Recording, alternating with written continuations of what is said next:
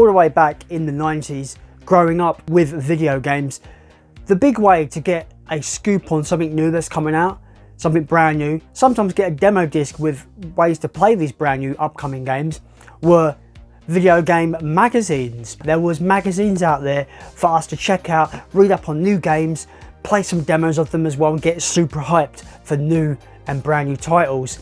What's going on, everybody? Welcome to Command and Console. I thought I'd revisit some magazines of old, and I just found a random bundle on eBay and thought, you know what, let's pull the trigger on this and check out some cool magazines. These ones, I actually forgotten what I bought, what magazine it was, but they are fairly oldish.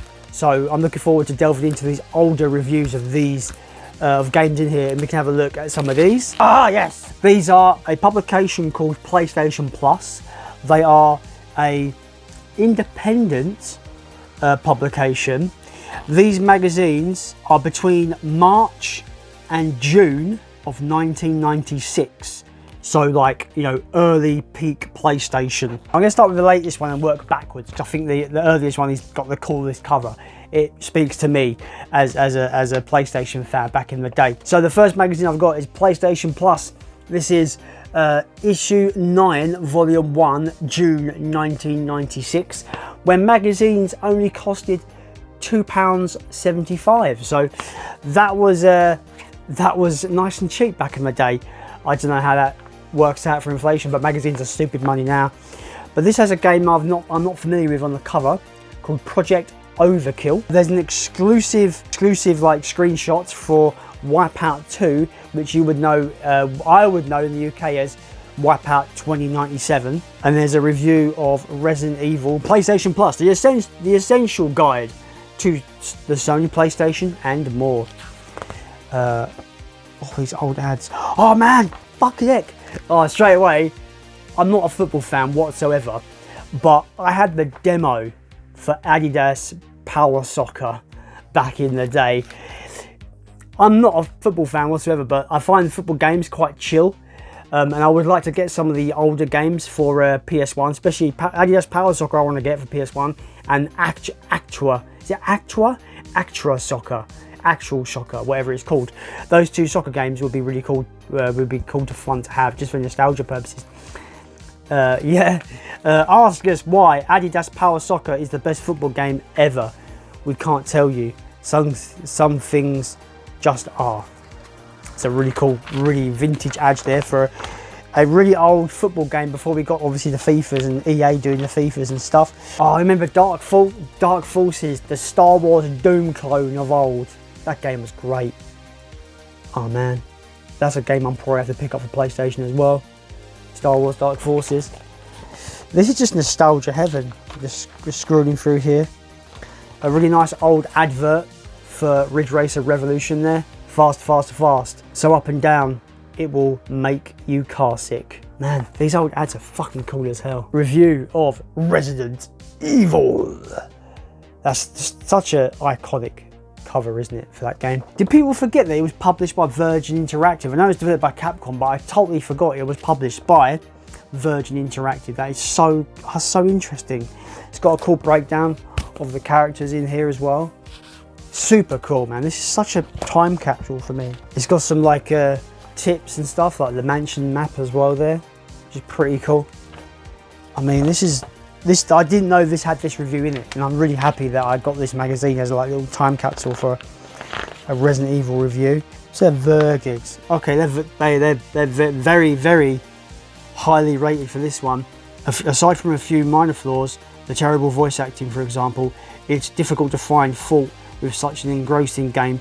Whether you enjoy the relaxed gameplay offered by an adventurer or prefer a mindless blast, I guarantee Resident Evil will enrapture all players, irrespective of their bias, and will keep them enthralled from beginning to end. The voice acting was crap then, it's crap now, and in this review they bring it up. The ratings for Resident Evil back in 1996 was graphics 93, animation 91, sound effects 90, music 89, bar stability 92, and playability 94, with an overall score of 94. But who cares about numbers? Scores, they are meaningless in the end, to be fair. Next up we have the 1st of May issue, 1996. This one there's got an advert. Cover feature is Fade to Black on this one. Fade to Black, behind the scenes with Delphine, and also it has the first review of Tekken 2. These magazines are already like an absolute just time capsule, man. Straight up you have a advert for Destruction Derby and Wipeout as you open the cover there. That's cool. Remember the adverts used to be really interesting and cool? That's cool. It's got a preview of Darkstalkers, a somewhat forgotten Capcom fighter there. Tekken 2 review, which is what I was looking forward to in this issue. Fun fact about Tekken 2 though, I played it for the first time in the arcade. When arcades used to actually have like proper games, before, you know, when games came from arcades back in the day. Don't really see that as much now. The verdict of Tekken 2. I'm gonna get to the actual like final kind of paragraph. With Tekken 2, Namco have rewritten the beat 'em up rules. You'll need to invest some serious time learning all of the moves and combination sequences, but you won't find a more rewarding game anywhere else today. That is big praise. So the ratings for this, graphics 93, animation 95, sound 93, music 93, lastability 95, and playability 95. Overall score is 95 for Tekken 2. That's awesome. Awesome for Tekken 2. The front cover of this is awesome, the colour scheme is awesome, and it's got a game that you can't see it, but it is there. It is there, guys. You can't see it. So apt, actually. I've got it on display. The magazine cover, and it is the Alien Trilogy issue. It's so weird that I've actually got this on display on the shelf there, and the magazine that I get is actually the cover issue for it. Alien Trilogy, man, like holy shit. Even that it runs around to the back, that's fucking cool. Like, look at that. So you got the hands wrapped around the whole magazine. That's awesome, man. Alien Trilogy is one of those Doom clones that no one really talks about anymore. Oh, I played that game to death, and we can have a look straight into this one. Ooh, it opens up with a gruesome, straight in there with that iconic scene from Alien, chest bursty scene, bursty. This is interesting. Talking about Alien Trilogy, there's a little bit that says Alien Trilogy confirmed. Now it says here, during the interview Steve conducted during the production of the Alien Trilogy review, the game's director, Cliff B. Falls, confirmed work has begun on the storyboards for a sequel. Without giving too much away, the FMV sequences at the end of Alien Trilogy ties up a few plot-related loose ends, such as the second ship which shadows Ripley's mission, and the second game is said to follow on exactly from where the first ends. Obviously, things are at a very early stage. Cliff did confirm the same 3D engine would be used for the sequel, but other details will follow. Expect Alien Trilogy 2 to appear on Acclaim's release schedule for some time in 1997. That's a cool little tidbit. Obviously, we never got it in hindsight, of course. Yeah, a cool little advert there for Worms.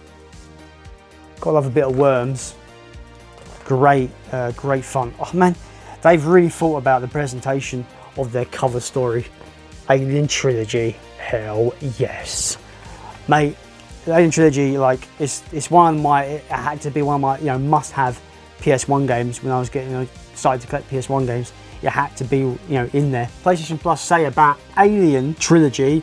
Just reading the final kind of paragraph. The action is as fast as Doom, but there's more to it, with the use of queens as bosses inspired. Similarly, little touches like locking doors to secure aliens or watching a chestburster erupt just add to its total appeal. This is without a doubt the best use of a film license yet. That's high praise. The graphics are 93, animation is 91, sound is 90, music is 87, lastability is 94, and playability is 93. The only downside with Alien Trilogy, I don't think it was ever kind of made compatible with the analog controller for PS1, so it is just D-pad controls, which does date it a little bit, but Alien Trilogy for me is one of those must-have PS1 games. Man, I'm so glad I got these magazines, man. It's just a time capsule of an earlier age for me, when I was like 8 or 9 years old, getting into this stuff.